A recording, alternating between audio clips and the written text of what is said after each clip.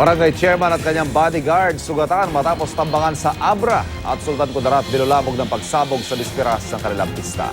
Narito ang report. 15 ang sugatan sa pagsabog sa Sultan Kudarat noong Sabado ng gabi. Sa investigasyon ng Sultan Kudarat Provincial Public Safety Force, ginulantang ng pagsabog ng granada ang isang gasoline station sa National Highway sa bayan ng Isulan pasado alas 8 ng gabi. Matapos ang pagsabog, agad namang dinala sa paggamutan ang mga biktima. Nangyari ang pagsabog sa bisperas ng Kalimudan Festival na itinuloy pa rin sa kabila ng insidente.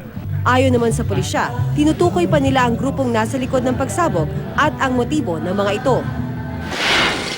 Nagpapagaling naman ngayon sa ospital ang isang barangay chairman at bodyguard sa Tayum Abra matapos silang tambangan ng 2 gunman. Kwento ng chairman na si Raymond Vites, pauwi na siya at kanyang bodyguard nang bigla silang sundan at pagbabarilin ng mga suspect na sakay ng motorsiklo. Nagawa namang imaneho ni Vites ang van nila papunta ng ospital. Naaresto ang mga suspect matapos positibong kilalanin ni chairman. Inaalam na ang motibo sa pamamaril.